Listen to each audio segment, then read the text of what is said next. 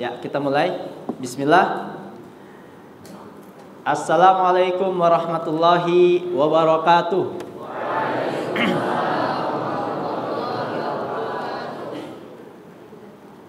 Alhamdulillah alladzi arsala rasulahu bil huda wa dinil haq liyudhhirahu 'ala dini kullihi walau karihal musyrikun. Asyhadu an la ilaha illallah wahdahu la syarikalah wa asyhadu anna Muhammadan abduhu wa rasuluh. Shalawatullahi alaihi wa ala alihi wa ashabihi wa man saru ala nahjihi ila yaumil qiyamah. Amma ba'd. Ikhwata at-tullab rahimani wa rahimakumullah. Kepada seluruh para santri yang kami cintai, yang kami sayangi dan kami banggakan, semoga kita semua dalam penjagaannya Allah tabaraka wa ta'ala. Kita pada sesi atau jam hari ini selama 1 pekan ke depan akan diadakannya daurah, ya, daurah secara singkat yang akan bersumber dari pemateri yang berbeda-beda, namun membahas satu kitab. Apa yang akan kita bahas dalam kitab tersebut? Ada yang tahu? Sudah ada informasinya? Ya. Kita akan membahas kitab Nawaqidil Islam. Nawaqidil Islam atau Nawaqidul Islam. Kalau dalam bahasa Arabnya kitab Nawaqidil Islam atau kitab versi Indonesianya Nawaqidul Islam. Apa itu nawaqid? Nawaqid ini jamak dari naqid. Naqidun. Naqidun, naqidoni, nawaqid. Artinya ada yang tahu? Man ya'rif makna? Sahih. Artinya pembatalan. Naqodoyan gitu, ya. Artinya membatal atau pembatalan. Nakid pembatal, nawakid pembatal pembatal jamak. Pembatal. Al-Islam. Apa Islam? Islam. Jadi kita akan membahas sebuah kitab yang berjudul Nawaqidul Islam, yaitu pembatal-pembatal keislaman. Ya, artinya pembatal-pembatal keislaman. Yang ditulis oleh siapa? Syekh Muhammad bin Abdul Wahhab ibn Sulaiman At-Tamimi rahimahullahu ta'ala. Ya. Kitab ini ditulis oleh salah seorang besar ulama dari negeri Najd yang bernama Syekh Muhammad bin Abdul Wahhab bin Sulaiman At-Tamimi. Beliau merupakan seorang ulama mujaddid, ya, pembaruan dalam Islam, yang mana beliau ini adalah salah seorang ulama yang sangat gentar, sangat semangat untuk membela kebenaran dan meruntuhkan segala kebatilan, ya. Sangat semangat untuk berjuang membela agama ini, sehingga beliau pun sangat dibenci oleh orang-orang yang tidak suka sama dakwahnya beliau, karena dari dakwahnya beliau inilah yang membongkar segala bentuk penyimpangan, bentuk kesesatan yang telah terjadi bahkan tersebar di seluruh muka bumi ini, ya. Jadi beliau adalah salah seorang ulama yang sangat berjuang untuk membela, menegakkan tauhid dan juga memberantas segala bentuk kesyirikan. Siapa namanya tadi? Syekh Muhammad bin Abdul Wahhab. Ya. Antum siapa namanya? Dari tadi ketawa mulu. Ya, antum. Ini nih depan. Ya, kamu yang nggak pakai peci. Ya, siapa namanya? Siapa? Firman. Kenapa ketawa? Ada yang lucu? Ya, jangan ada yang bercanda ya. Ini dalam majelis ilmu, semuanya fokus, serius. Ya, mulai sekarang jika ada yang ketahuan bercanda, main-main atau tidur, Ustadz berdirikan. Ya, Ustadz berdirikan karena kasihan orang yang bercanda, orang yang main-main, orang yang tidur kasihan. Sejatinya mereka telah tertinggal dari rahmat Allah. Karena disinilah turunnya rahmat Allah. Majtama'a qaumun fi baitin min buyutillah yasluna kitaballah wa yatadarasunahu fima bainahum illa nazalat alaihimus sakinah wa ghasyiyatuhumur rahmah wa hafathumul malaikah wa dzakarahumullahu fi man indah.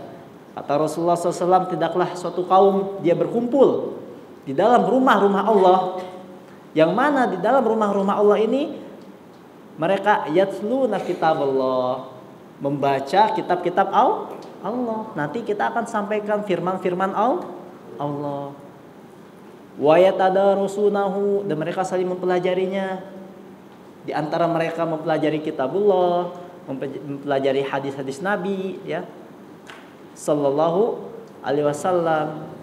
Karena agama ini bersumber dari dua, Al-Quran dan As-Sunnah, hadis, ya. Serta disertai dengan pemahaman para salafus sholih. Siapakah itu para salafus sholih? Yaitu generasi awal dari umat ini, yang mereka hidup secara langsung bersama utusan Allah. Siapakah mereka itu? Para sahabat ridwanullahi ta'ala alaihim ajmain, ya. Mereka ini adalah para sahabat yang paham betul terhadap agama ini, ya. Kemudian sebagaimana dikatakan Ibnu Mas'ud radhiyallahu ta'ala anhu, ya,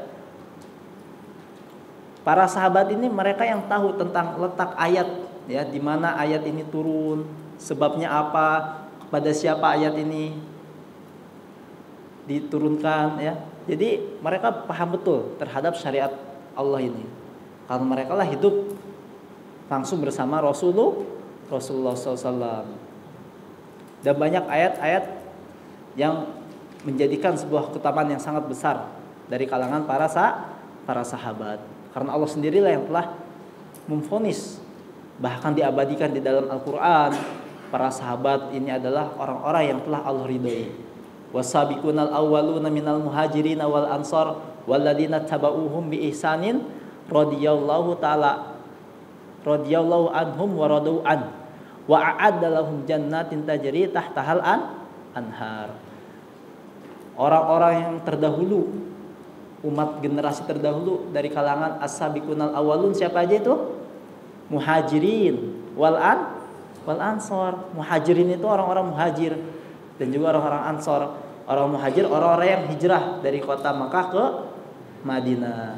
Sedangkan ansor orang-orang penduduk ahli Madinah. Di zamannya Rasulullah SAW, hidup bersama Rasulullah SAW. Dan orang-orang yang senantiasa mengikuti jejak mereka, yaitu mengikuti pemahaman agamanya seperti mereka dengan baik. Siapakah itu? Para tabi'in. Setelah itu generasi dari kalangan para tabi'in, orang-orang yang mengikuti para sahabat, ya, baik dari sisi akidah, manhaj, akhlak, adab, dan secara keseluruhan dari perkara agama ini. Setelahnya lagi tabi'ut tabi'in, ya, orang yang mengikuti para tabi'in, ya, mereka juga sama memahami syariat agama ini, mengikuti apa yang dipahami oleh tabi'in. Tabi'in mengikuti apa yang dipahami oleh para sahabat, baik itu dari sisi akidah, manhaj, ya, adab, akhlak, fikih, dan secara keseluruhan dari agama syariat ini yang mulia. Taib ikhwatul Islam, para tulab yang semoga dirahmati Allah tabaraka wa taala. Sebagaimana hal ini yang dikatakan, yang disabdakan oleh Nabi kita, Nabi Muhammad sallallahu alaihi wasallam, khairun nasi qarni, summal ladzina yalunahum, summal ladzina yalunahum. Sebaik-baik manusia, kata beliau sallallahu alaihi wasallam, siapakah mereka? Qarni, yaitu orang-orang yang hidup pada masaku. Siapakah mereka? Para sahabat. Ini juga telah divonis oleh Rasulullah sallallahu alaihi wasallam, sebaik-baik dari manusia atau sebaik-baik manusia yaitu hidup di masaku. Kemudian generasi selanjutnya, siapakah itu? At-tabi'in. Kemudian generasi berikutnya lagi yaitu tabi'ut tabi'in. Ya. Jadi generasi kurun as-salas ini yang mereka yang terjaga. Ya, yang mereka selamat dari berbagai segala penyimpangan. Yang memang dari generasi kurun ini, 3 generasi ini para sahabat tabi'in dan tabi'ut tabi'in ini apabila mereka benar-benar mengikuti metode cara beragamanya ya seperti apa yang telah diajarkan oleh Rasulullah SAW, apa yang dipahami oleh para sahabat, tabi'in dan juga tabi'ut tabi'in. Mereka memahaminya berlandaskan dengan metode generasi yang pertama. Ya, dari tabi'in dan tabi'ut tabi'in. Kemudian ikhwatul Islam, para tulab rahimani wa rahimakumullah. Ya. Allah ridho kepada mereka semua. Radhiyallahu anhum wa radu an. Allah telah meridhoi mereka, para sahabat. Allah ridho, bayangkan. Kalau Allah ridho berarti jaminannya apa? Surga. Bahkan disebutkan dalam hadis ada 10 seorang sahabat yang dikabarkan dia masuk surga. Jadi Allah telah meridhoi mereka semua. Allah ridho kepada mereka semua. Mereka pun juga ridho kepada Allah. Dan balasan bagi mereka yang Allah siapkan apa? Berupa surga. Ya. Sehingga sepatutnya bagi kita generasi di akhir zaman ini untuk mengikuti orang-orang yang telah dijamin oleh Allah masuk surga. Siapakah itu? Para sahabat ridwanullahi ta'ala alaihim ajma'in.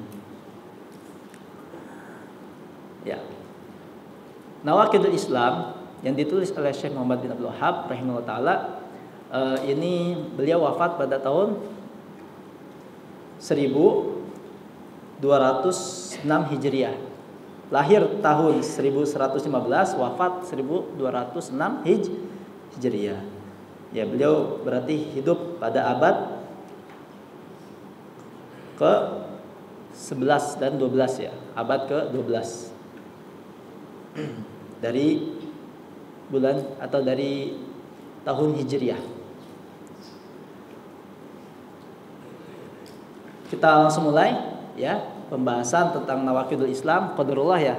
Insyaallah mungkin di waktu yang akan datang nanti kalian akan mendapatkan fotokopinya insyaallah ya.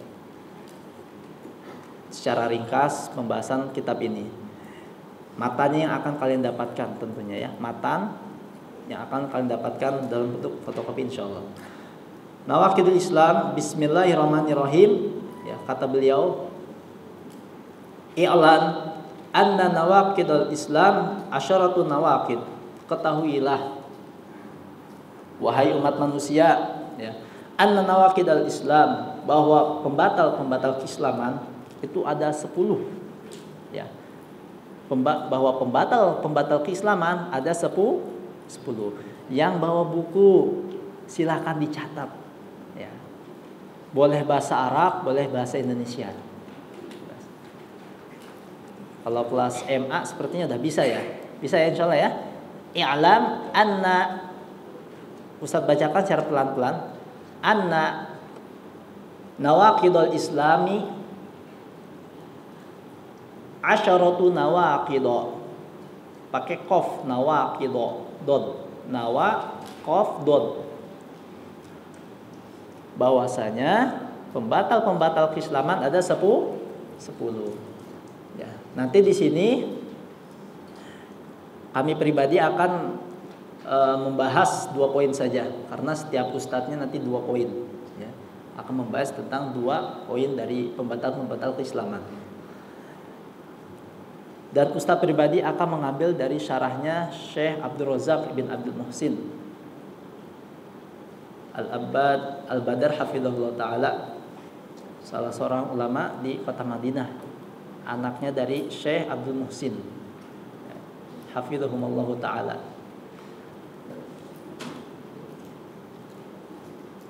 Al-awwal, pembatal pertama, asyirku fi ibadatillahi wahdahu la syarikalah. Pembatal pertama yaitu berbuat atau perbuatan kesyirikan. Berbuat kesyirikan dalam peribadahan kepada Allah.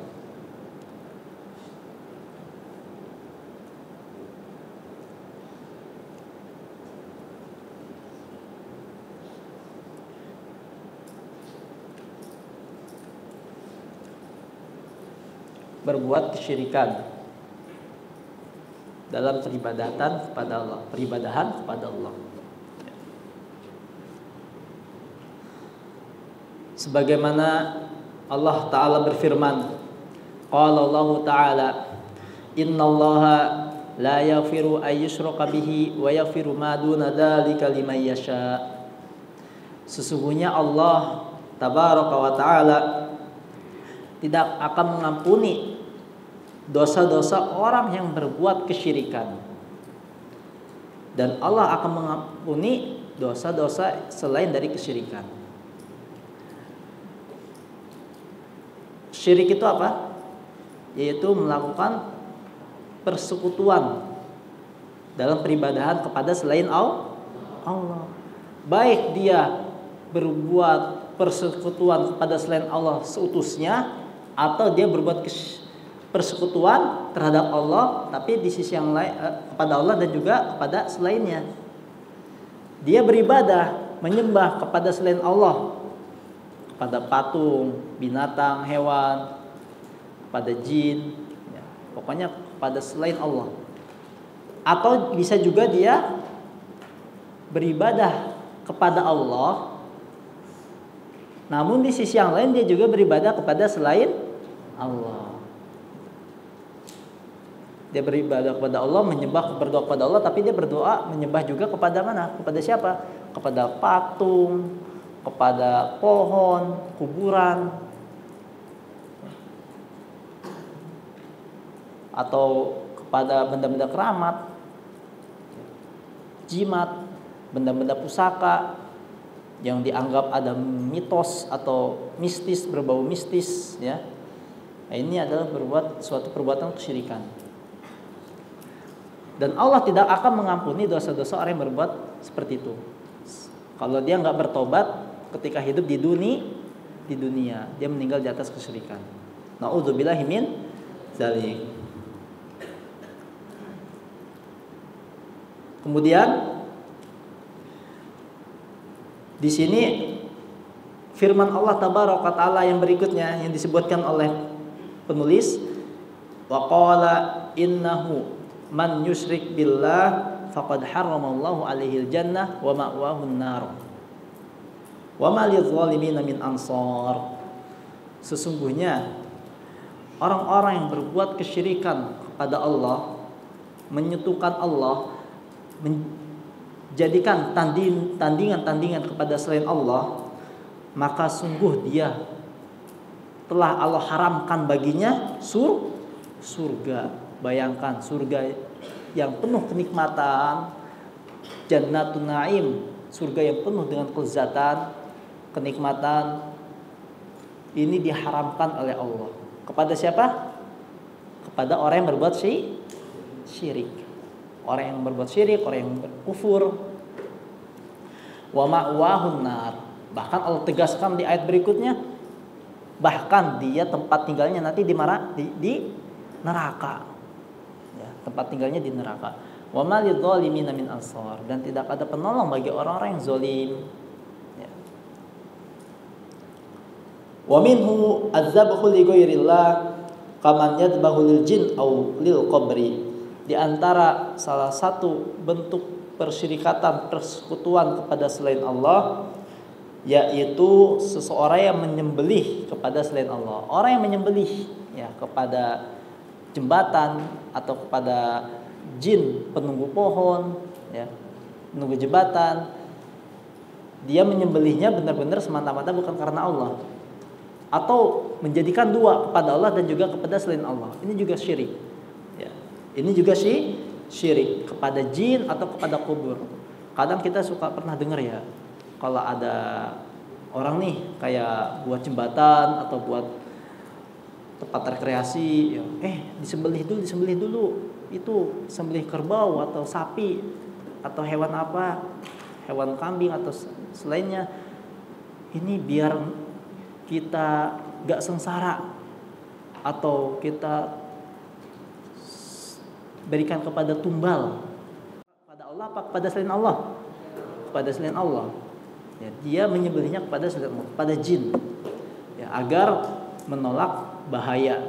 Ya, mereka menganggap kalau perbuatan ini akan menolak bahaya, akan dijauhkan dari madarat. Padahal sesungguhnya siapa yang memberi manfaat, siapa yang bisa menolak madarat, itu siapa sih? Hanya Allah, bukan selainnya. Ya. Ini berbuat kesyirikan. Kenapa Allah tabaraka taala, ya, mengutus dari setiap para nabi dan para rasul kepada setiap umatnya? Kenapa? Ada yang tahu? Karena Allah tabaraka taala dengan mengutusnya para utusan dari para nabi dan para rasul ini untuk menyembah hanya kepada Allah saja, dan juga menjauhi dari segala bentuk kesyirikan. Ya. Kalau kita lihat di salah satu surat Al-A'raf, di sana disebutkan, ya, bagi yang bawa Al-Quran bisa dilihat surat Al-A'raf yang Allah sebutkan di sana kepada kaum-kaum Madian, Samud, kaum Ad, kepada kaum-kaum umat terdahulu, ya. Contoh di sini, ya, kita ambil salah satu ayat kepada Nabi Nuh, laqad arsalna Nuhan ila qaumihi faqala ya qaumi ibudullaha ma lakum min ilahin ghairuh. Sungguh kami telah mengutus Nabi Nuh alaihissalam kepada kaumnya. Untuk apa Allah mengutus Nabi Nuh kepada kaumnya? Qala ya qaumi ibudullah, agar umatnya itu menyembah hanya kepada Allah saja. Ubudullah, ma lakum min ilahin ghairuh. Tidak ada sesembahan, ya, yang berhak diibadahi kecuali Allah, kecuali Dia. Sama kita lihat ayat berikutnya, wa ila adin akhahum huda. Kepada negeri Ad, kaum Ad, ada Nabi Hud. Kenapa Allah mengutus Nabi Hud kepada kaum Ad? Qala ya qaumi ibudullaha ma lakum min ilahin ghairuh. Jawabannya sama. Sembahlah Allah saja dan tidak ada sesembahan yang berhak diibadahi kecuali Allah. Wa ila samuda akhahum salihah. Kepada kaum Samud ada Nabi Salih. Apa tugasnya Nabi Salih ketika diutus oleh Allah kepada kaum Samud? Sama, tujuannya satu. Faqala ya qaumi ibudullaha ma lakum min ilahin ghairu. Wa ila Madyana akhahum Syu'aiba. Dan juga kepada kaum Madian ada Nabi Syu'aib. Dengan apa Allah utus Nabi Syu'aib kepada kaum Madian? Tujuan satu, misi yang sama. Qala ya qaumi ibudullaha ma lakum min ilahin ghairu.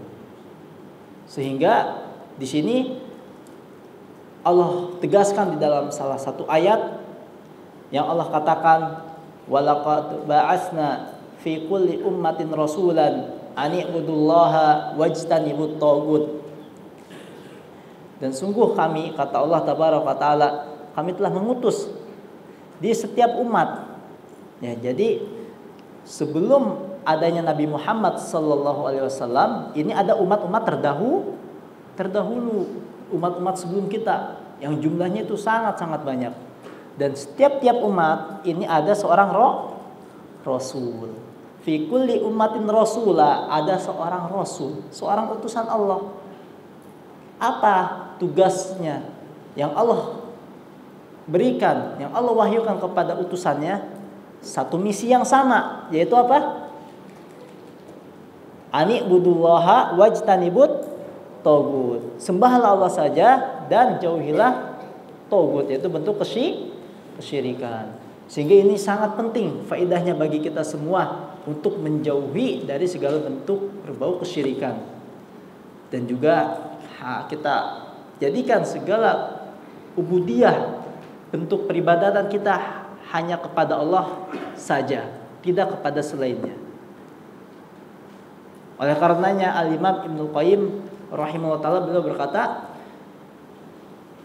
pintu dakwahnya para nabi dan para rasul ialah at-tauhid.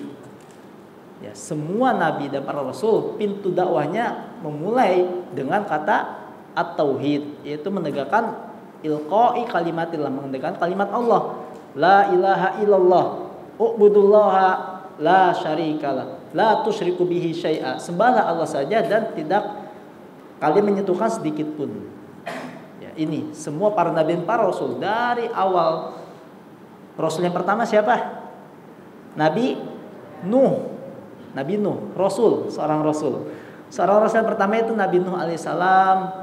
Ya, karena disitulah awalnya muncul kesyirikan.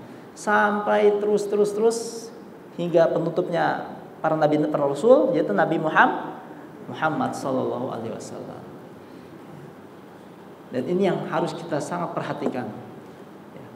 Dan para nabi para rasul itu sangat perhatian terhadap umatnya, terhadap tauhid, untuk menegakkan tauhid dan juga memperingatkan atas bahayanya dari kesyirikan. Ya.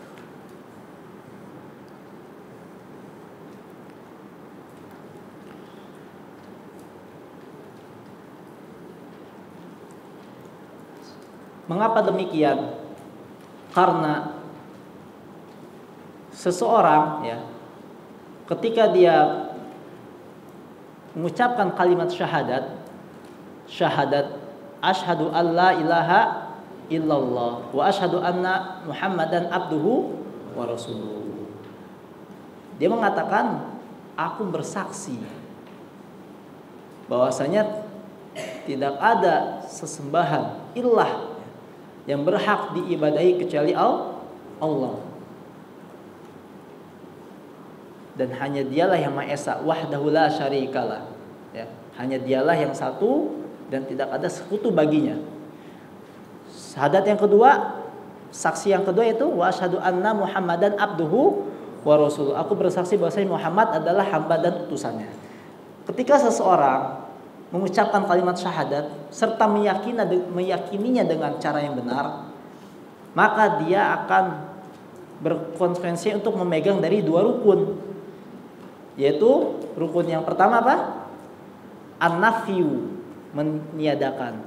Sedangkan rukun yang kedua al-isbat, menetapkan. Rukun pertama pada kalimat mana? Kalimat la ilaha. Nah, kalimat la ilaha, nafyu itu peniadaan. Ya, dia meniadakan bahwasanya tidak ada sesembahan. La ilaha, tidak ada sesembahan. Menafikan. Ditambah lagi dia harus berkonsekuensi dengan rukun yang kedua, yaitu al-isbat, menetapkan pada kalimat yang mana? Illallah, hanyalah kepada Allah, kecuali kepada Allah. Tidak ada sesembahan yang berhak diibadahi, ini nafyu. Sedangkan isbatnya illallah, kecuali Allah. Jadi yang berhak untuk disembah, diibadahi, diminta pertolongan, minta berdoa, ya, nazar, bersembelih dan seterusnya, itu hanya kepada siapa? Allah. Dia berkuasa untuk memegang dua rukun ini, kalimat la ilaha illallah.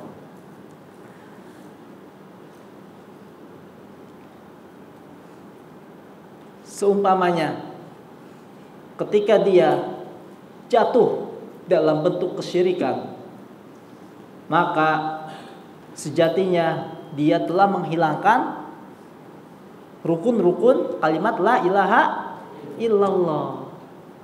Dia telah menghilangkan dari rukun itu. Seseorang dia menyembah kepada Allah, di sisi yang lain ternyata dia memohon pertolongan kepada benda keramat atau jimat, ya, atau kepada kuburan, berarti di sisi yang lain dia telah menjadikan tandingan kepada selain Allah. Ya.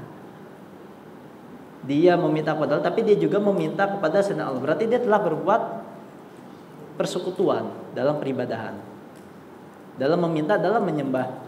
Ya. Nah, disinilah gugurnya dari rukun tersebut, batalnya dari keislamannya dia, karena syahadat tersebut merupakan termasuk di antara rukun Islam, bahkan rukun Islam yang paling pertama.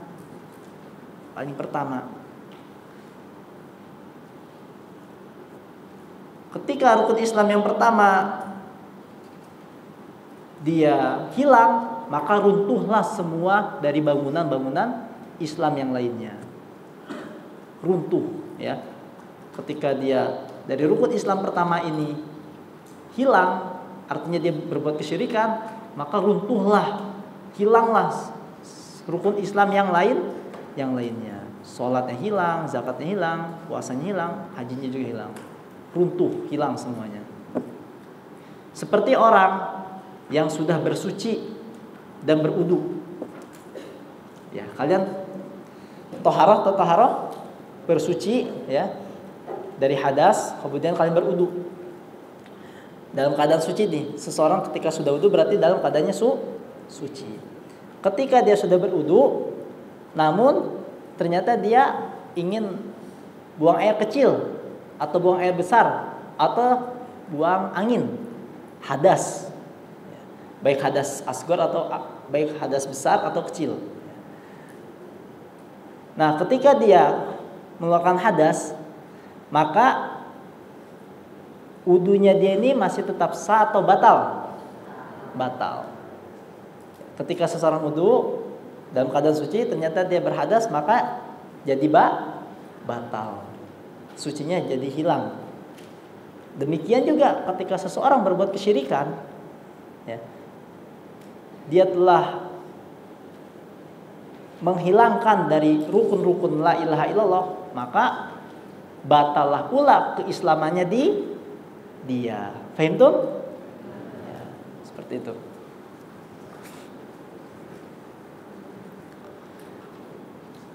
Maka dari itu Allah tabaraka taala mengutus, ya, dari setiap umat seorang rasul, ya, sangat gencar untuk menegakkan tauhid dan juga memberantas segala bentuk kesyirikan.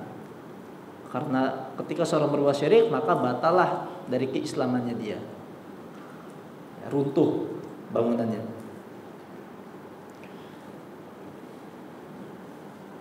Jangankan kita sebagai manusia biasa, Nabi Muhammad sallallahu alaihi wasallam pun, ya, jika beliau melakukan perbuatan kesyirikan, maka batal juga keislamannya. Kalau sudah batal keislaman, maka seluruh amalan-amalan soleh pun juga terhapus. Bayangkan, ya, kita yang manusia biasa yang banyak sekali kesalahan, ya, dosa-dosa kita juga belum tentu diampuni, banyak kekeliruan. Jangankan kita, Nabi Muhammad SAW aja yang berada di atas jalan yang lurus, yang tidaklah keluar suatu ucapan dan juga perbuatan beliau melainkan wahyu, yang Allah ampuni dosa-dosa beliau sebelum dan setelahnya. Ketika beliau berbuat kesyirikan, maka batal Islamnya dan dihapus seluruh amalan solihnya. Kata siapa ini? Kata Allah sendiri, yang Allah sebutkan di dalam Al-Quran. Walaqad uhiya ilaika wa ilal ladina min qablika la in asyrakta la yahbatanna 'amaluk wa la takunanna minal khasirin. Sungguh, kata Allah tabaraka taala, telah diwahyukan kepadamu wahai Muhammad. Nabi Muhammad telah diberikan wahyu oleh Allah untuk menjaga risalah ini. Wa ilal ladzina min qablika, dan juga orang-orang sebelummu wahai Muhammad. Berarti orang-orang sebelum Nabi Muhammad ada para nabi dan para rasul yang telah diwahyukan juga kepada mereka. Kata Allah, la in asyrokta, jika sekiranya engkau wahai Muhammad berbuat syirik, sedikit aja berbuat syirik, la yahbatanna amalu, maka amalan-amalanmu yang telah kamu kerjakan semuanya akan terhapus, akan hilang. Wala takunanna minal khasirin, dan kamu benar-benar termasuk orang-orang yang merugi.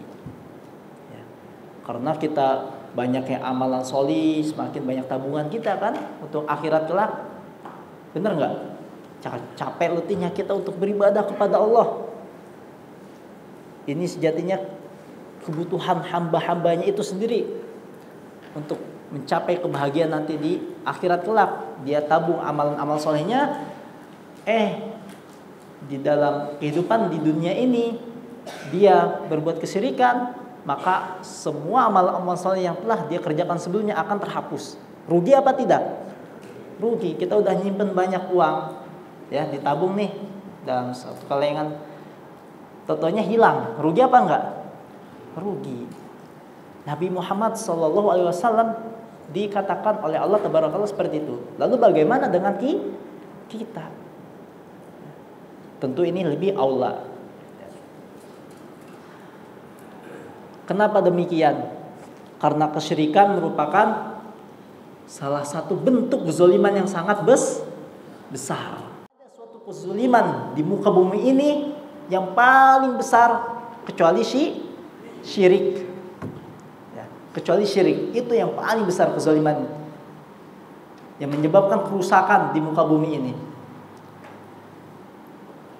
Sebagaimana Allah katakan, inna syirka la dzulmun azim. Sesungguhnya kesyirikan ini merupakan kezaliman yang sangat besar. Maka dari itu, mari kita sama-sama mewaspadai diri dari segala perbuatan yang mengarah kepada kesyirikan dengan cara menuntut ilmu syar'i, memperbanyak menggali ilmu agama ini yang benar, sehingga kita pun tahu mana ini perbuatan yang benar, mana perbuatan yang batil, mana yang tauhid, mana yang syirik.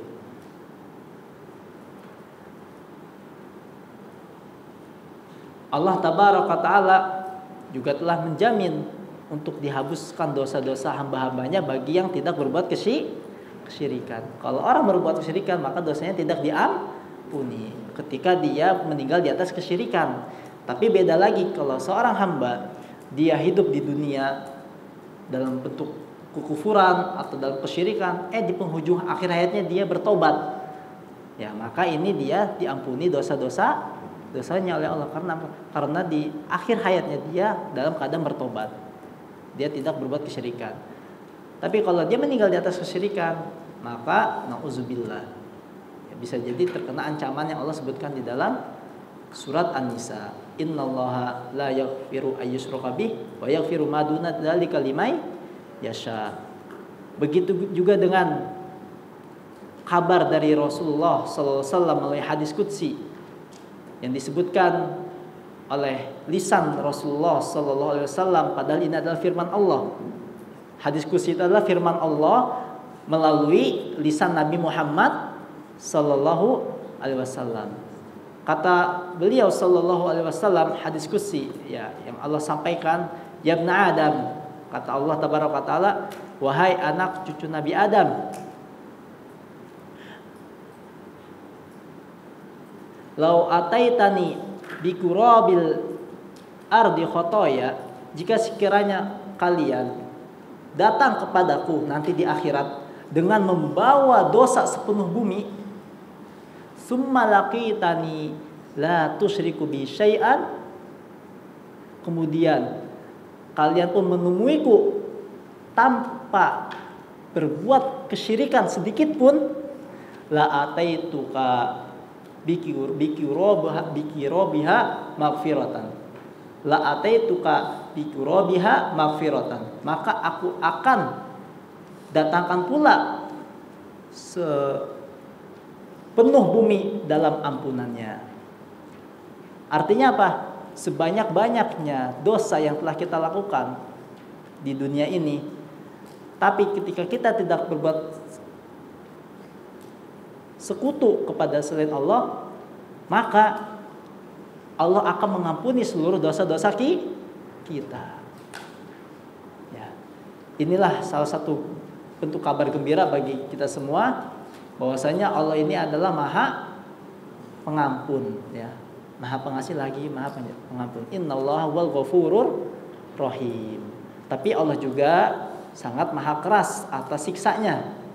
Makanya jangan sampai kita terjerumus dalam bentuk kesyirikan, karena kesyirikan itulah pelakunya akan ditimpakan azab yang sangat pedih. Innahu man yusyrik billahi faqad haramallahu alaihil jannah. Ya, siksaan yang paling pedih apa? Diharamkannya surga, bahkan dimasukkan ke dalam neraka selama-lamanya. Nauzubillahi min dzalik. Nas'alullah as-salamul afiyah. Semoga Allah memberikan kita keselamatan dari segala bentuk kesyirikan. Makanya ada doanya dari Nabi Muhammad SAW, Allahumma inni a'udzubika an usyraka bihi. Ya Allah, aku berlindung kepadamu dari berbuat kesyirikan ma la a'lam, sesuatu yang tidak aku ketahui. Allahumma inni a'udzubika an usyraka bihi ma la a'lam. Ya Allah, aku memohon, aku berlindung kepadamu dari berbuat kesyirikan, sesuatu yang tidak aku ketahui. Ini ada doanya dari Nabi Muhammad SAW, yang mana kadang perbuatan kesyirikan itu kita terjerumus, namun kita tidak sadar.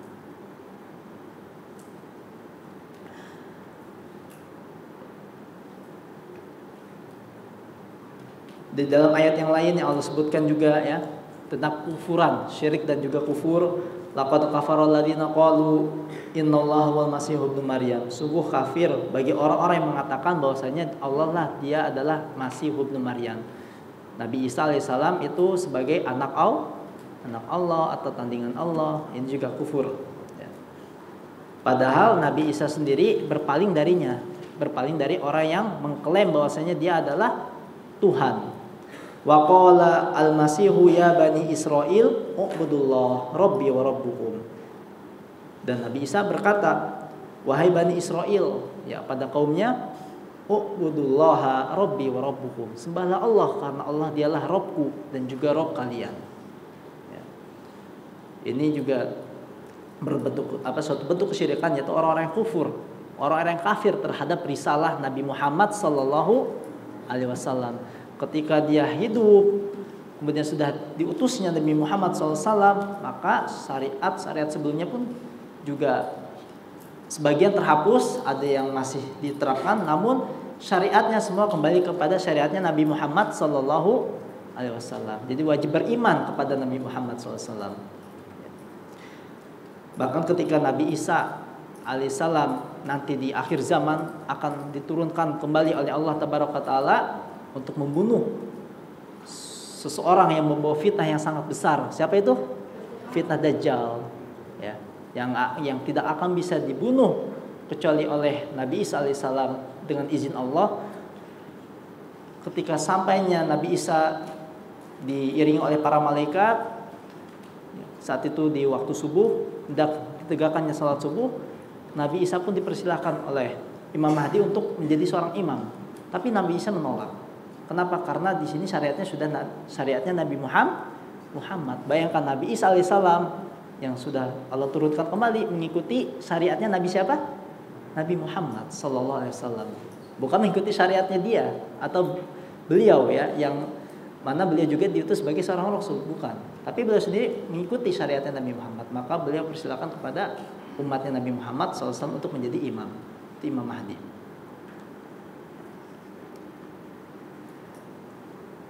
Ya, tadi disebutkan juga menyembelih, ya, menyembelih kepada selain Allah pun juga bentuk kesyirikan. Karena Allah sendiri mengatakan, fasholli li rabbika wanhar. Dan salatlah dan sembelihlah hanya kepada Rabbmu, yaitu kepada Allah. Jadi kepada selain Allah syirik. Qul inna salati wa nusuki wa mahyaya wa mamati lillahi rabbil alamin. Katakanlah wahai Muhammad, katakanlah wahai umat Nabi Muhammad sallallahu alaihi wasallam. Allah berfirman kepada Nabi Muhammad, sampaikan juga kepada umatnya, inna salati, sesungguhnya salatku, wa nusuki, dan sembelihanku, hidupku dan matiku untuk siapa? Allah, lillahi rabbil alamin, hanya kepada Allah saja, Rabb semesta alam. Kemudian hadis yang diriwayatkan dari Imam Muslim dari sahabat Ali bin Abi Thalib radhiyallahu anhu bahwasanya Rasulullah SAW bersabda, la'anallahu man dzabaha li ghairillah. Allah melaknat. Apa laknat? Dijauhkan dari rahmat. Allah melaknat. Siapa yang dilaknat oleh Allah? Man dzabaha li ghairillah, yaitu seseorang yang menyembah atau yang menyembelih kepada selain Allah. Allah melaknat kepada orang yang menyembelih kepada selain Allah. Wa iyadzubillah. Semoga kita semua dilindungi oleh Allah tabaraka taala dari segala bentuk kesyirikan, baik itu yang nampak ataupun yang tersembunyi. Allahumma inna na'udzubika an usyrika bika syai'an lima a'lamu wa la a'lamu. Nah, itu doanya. Ya Allah, ini doa yang diajarkan oleh Nabi kita Muhammad SAW. Apa doanya? Allahumma inni a'udzubika an usyrika bika syai'an lima a'lamu wa ma la a'lamu. Ya Allah, aku berlindung kepadamu dari segala bentuk kesyirikan, baik yang aku ketahui dan juga yang tidak aku ketahui. Ya, jadi Nabi Muhammad SAW berdoa, Nabi loh, seorang Rasul yang dijamin oleh Allah masuk surga, yang diampuni segala dosa-dosanya, tapi tetap berlindung terhadap perbuatan kesyirikan. Lalu bagaimana dengan kita yang manusia biasa? Tentunya kita harus lebih hati-hati dan lebih banyak berdoa kepada Allah dari segala bentuk kesyirikan. Lebih banyak berdoa lagi. Rasulullah SAW berdoa pada beliau dijamin surga. Lalu bagaimana dengan kita yang belum ada jaminannya?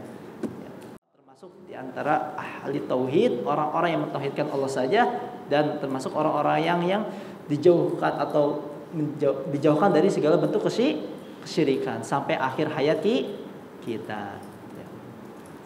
Kemudian yang kedua, ya.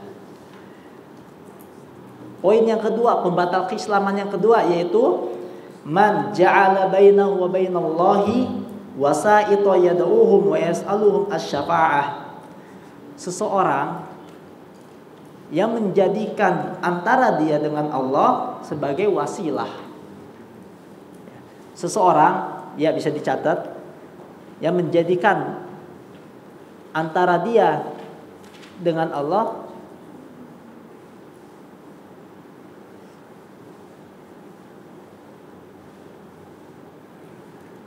seseorang yang menjadikan antara dia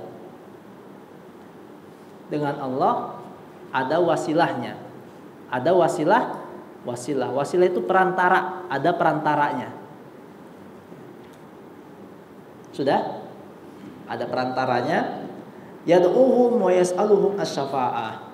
Orang-orang ini yang menjadikan wasilah atau perantara antara dia dengan Allah, dia meminta, berdoa kepada siapa?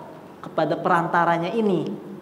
Sebagai untuk apa? Untuk diberikan syafaat. Wa yatawakkalu alaihim. Dan juga mereka bertawakal kepada orang-orang yang dijadikan perantara ini. Fahim tuh? Jadi orang yang dijadikan wasilah oleh dia, perantara dia berdoa kepadanya. Kemudian meminta, ya, dan bertawakal. Maka ini hukumnya apa? Kufrun ijma'an.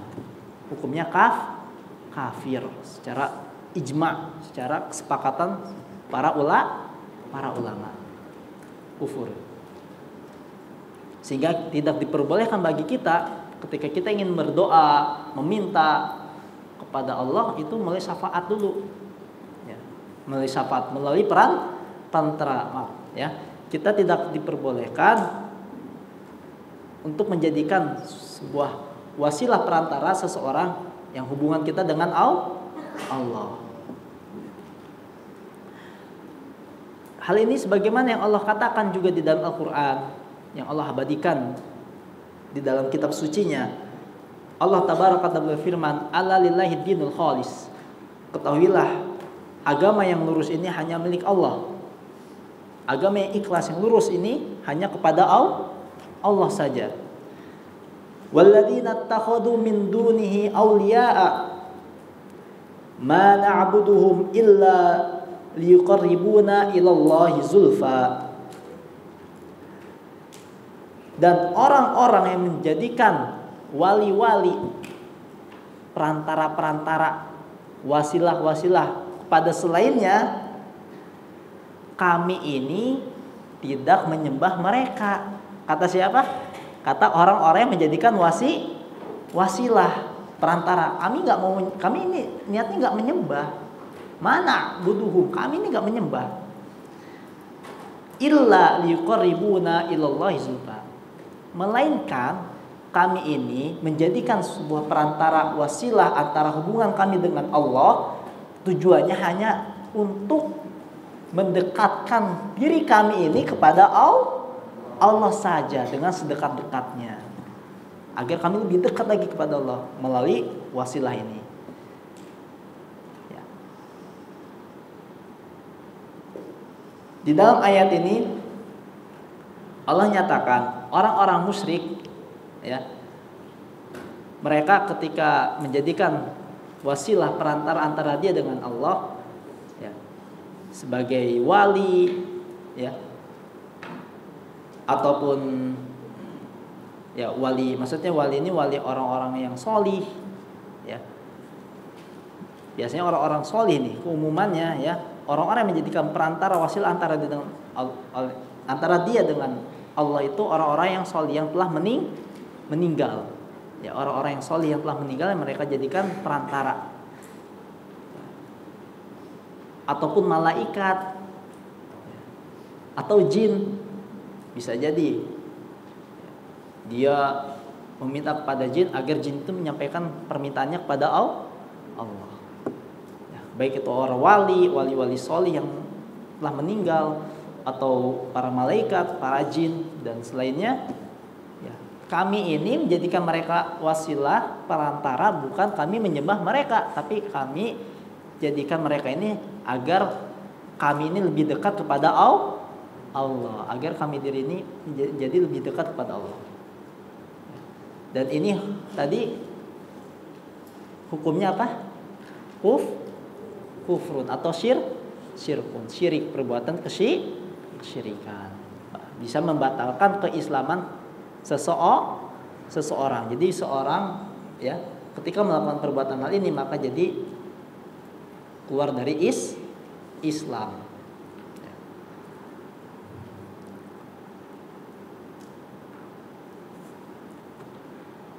Makanya ada orang-orang, ya, sebagian orang-orang yang dia meminta, memohon, berdoa di kuburan-kuburan, ya, meminta berdoa kepada kuburan atau kuburan para wali yang mereka anggap itu keramat, dan mereka jadikan kuburan-kuburan para wali ini sebagai wasilah, sebagai perantara antara dia dengan Allah, agar permintaan hamba tersebut sampai kepada Allah sehingga Allah kabulkan. Dan ini hukumnya tidak boleh, syirik, ya. Hukumnya tidak boleh. Kenapa? Allah sendiri juga katakan di dalam ayat yang lain, wa ya'buduna min dunillah ma la yadurruhum wa la yanfa'uhum wa yaquluna haula'i syufa'auna indallah. Dan mereka orang-orang yang menyembah kepada selain Allah, ya, Allah katakan orang-orang yang menyembah, beribadah kepada selain Allah, yang mana mereka sembah, yang mereka ibadah itu yang tidak bisa memberikan madarat dan juga tidak bisa memberikan manfaat, mereka hanya mengatakan kami ini hanya meminta syafaat di sisi Allah kepada mereka. Orang-orang yang menjadikan perantara sebagai syafaat dirinya kepada Allah melalui perantara tersebut, Allah katakan di sini mereka sama halnya dengan waya'buduna min dunillah, yaitu mereka menyembah kepada selain Allah. Meskipun mereka mengatakan ma na'budu, kami ini enggak ada niat menyembah. Tapi dengan cara mereka jadi perantara kepada wali-wali mereka ya, atau kepada jin, malaikat dan seterusnya, ini justru perbuatan kesyirikan. Fahim dong? Ya.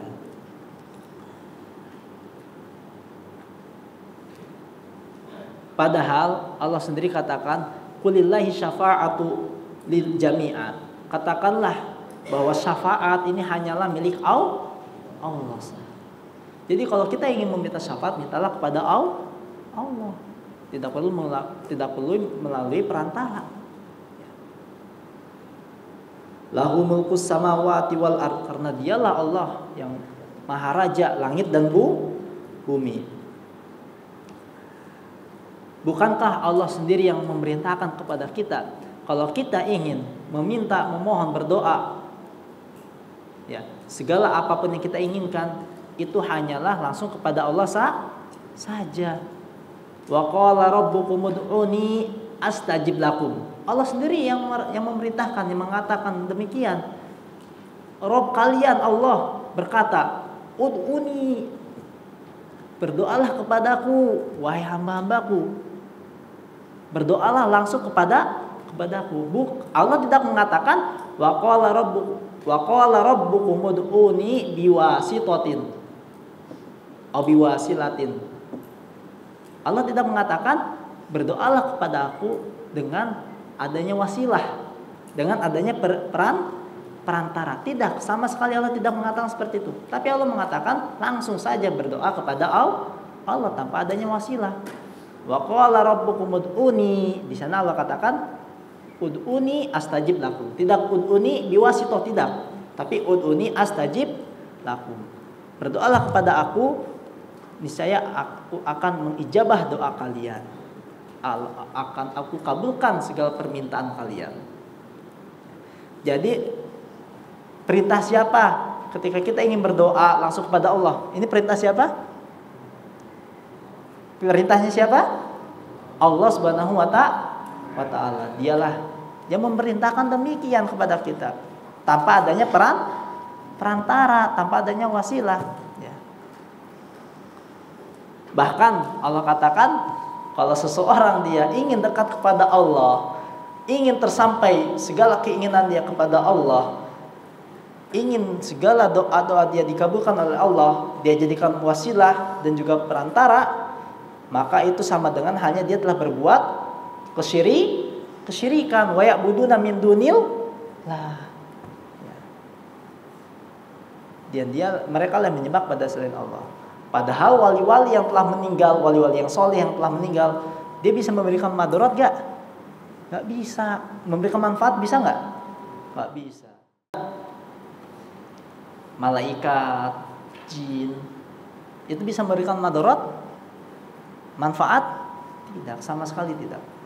Yang memberikan madarat dan juga manfaat hanyalah Allah. Kenapa kalian melalui wasilah? Ya, langsung saja berdoa kepada Allah.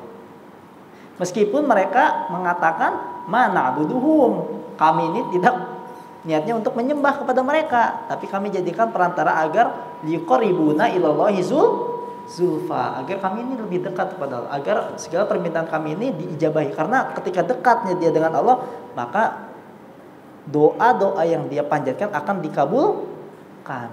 Tapi ternyata tidak. Allah katakan tidak. Ya, itu bukan cara yang benar. Bahkan itu cara yang sangat salah, bahkan terjerumus dalam bentuk kesyirikan. Sehingga sepatutnya bagi kita ketika kita ingin berdoa memohon pertolongan, permintaan apa yang kita inginkan, langsung saja kepada siapa? Allah. Berdoa, angkat tangannya, ya. Minta kepada Allah. Gak perlu kita datang ke kuburan, ya. Ini ada kuburan nih, seorang wali, ya. Wali yang terkenal ibadahnya top, luar biasa. Sepanjang hayatnya penuh dengan ibadah siang dan malam, ya. Ibadah sembari dengan penuh keikhlasan, khusyuan. Wah, pokoknya walinya benar super top deh. Dia udah meninggal nih. Nih, kita kan banyak maksiat, banyak dosa. Kayaknya kalau kita berdoa kepada Allah, gak mungkin kita dikabulkan gitu. Udahlah, minta wasilah aja ke dia. Nah, ini nih yang tidak Allah inginkan, perbuatan seperti ini. Bahkan ini menjuruskan kepada kesyirikan. Ya. Dan inilah yang Allah katakan sendiri di dalam Al-Quran. Orang-orang yang semisal ini, ya, mereka sejatinya telah berbuat kesyirikan. Fahimtum? Alhamdulillah. Ya.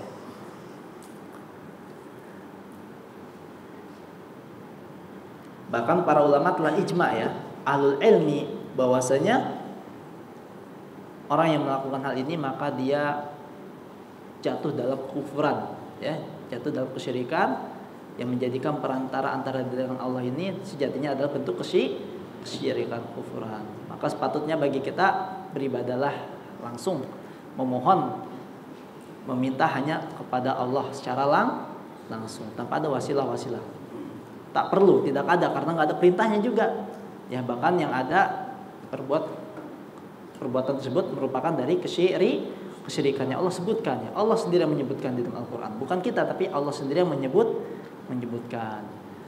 Demikian juga dengan Rasulullah SAW dan juga para sahabatnya. Ada nggak para sahabat nih yang Rasulullah SAW wafat ketika itu?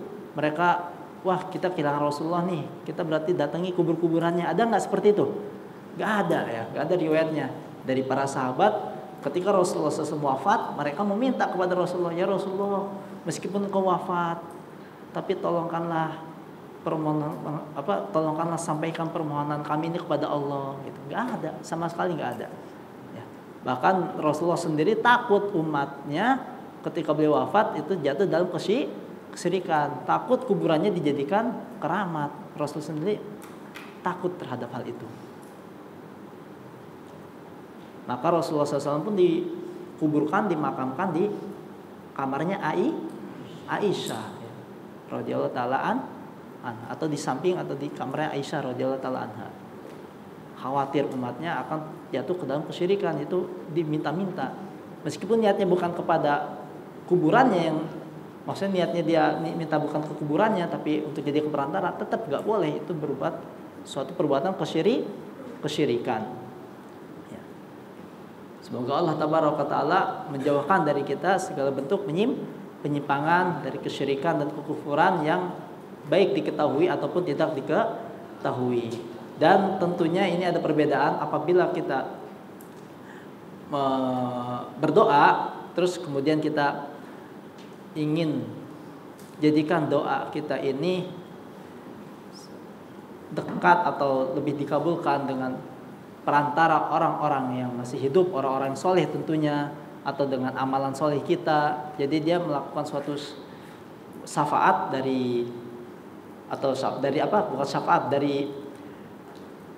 wasilahnya dia agar lebih dikabulkan oleh Allah dengan amalan solihnya ataupun dengan orang-orang yang solih yang masih hidup, maka ini tidak mengapa diperbolehkan. Contohnya ada seorang yang solih, tolong doakan ya, doain ana ya. Ya, ada kawan, sesama kawan, doain ana ya, semoga ana lulus ujiannya. Kan dia minta doa agar dia mendoakan kepada Allah. Kalau dia hidup ya, dan juga orang solih, maka tidak mengapa. Atau dengan amalannya solih dia, nggak apa-apa. Ya Allah, aku telah melakukan begini-gini dengan aku melakukan ibadah semata-mata niat karena tulus kepadamu ya Allah. Ya Allah, dengan hal itu kabulkanlah permintaan kau ini agar aku lulus dari sekolah ini gini-gini. Itu nggak apa-apa. Jadi dia berdoa dengan amalan solihnya dan juga atau dengan perantara orang solih yang masih hidup.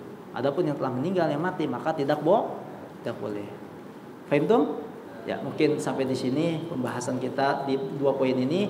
Apa yang disampaikan semoga bermanfaat buat kita semua, menjadi peringatan atas kita semua agar kita menghindari dari segala pembatal-pembatal keislaman. Di antaranya telah disebutkan yaitu asyirku billah atau asyirku fi ibadatillah wahdalah syarikalah, berbuat kesyirikan kepada Allah, yang mana Allah padahal Allah saja yang harus diibadahi dan tidak ada sekutu baginya. Yang kedua, man ja'ala bainahu wa bainallah wasitatan. Ya, yang siapa saja yang menjadikan wasilah perantara antara dia dengan Allah. Ya. Mereka meminta yad'uhum wa yas'aluhum syafa'atan wa yatawakkal alaihim. Ini semua adalah bentuk kufrun ijma'an. Dia menjadikan wasilah tersebut, ya, memohon agar diberikan syafaat atau agar lebih dekat dia dengan Allah sehingga permintaannya dikabulkan, ya, bertawakal kepada wasilah tersebut. Maka ini semuanya adalah bentuk kesyirikan, karena secara tidak langsung dia akan ada rasa harapan kepada wasilahnya. Saya berharap bertawakal kepada wali ini agar Allah mengampuni. Ini berarti ada harapan. Nah, tentu yang tadi yang disebutkan ini semua adalah bentuk kesyirikan. Tidak boleh. Jadi kalau kita ingin berdoa, memohon langsung saja kepada Allah, ya, minta kepada Allah langsung. Wa qala rabbukum ud'uni astajib lakum. Ya, berdoalah kepadaku, kata Allah, secara langsung, astajib lakum, aku ampuni dosa-dosa kalian, aku penuhi ijabah doa kalian. Wa idza sa'alaka ibadi anni fa inni qarib. Allah sendiri katakan di dalam surat yang lain, surat Al-Baqarah, wa idza sa'alaka ibadi, hambaku bertanya, ya, kepadamu wahai Muhammad, anni fa inni qarib, tentang aku, katakanlah bahwa aku ini dekat. Kalau ada hambamu yang bertanya kepadaku, ya, maka katakanlah aku ini dekat. Ujibu da'watad da'i idza da'an. Ya, ketika ingin meminta pertolongan, ya langsung aja minta kepadaku, ya, berdoa kepadaku. Niscaya aku akan mengijabahi segala permintaan dan doa-doa kalian. Ini yang bisa disampaikan. Wassallallahu ala nabiyina Muhammad wa ala alihi wasallam. Subhanakallahumma wa bihamdika asyhadu an la ilaha illa anta astaghfiruka wa atubu ilaik. Wassalamualaikum warahmatullahi wabarakatuh.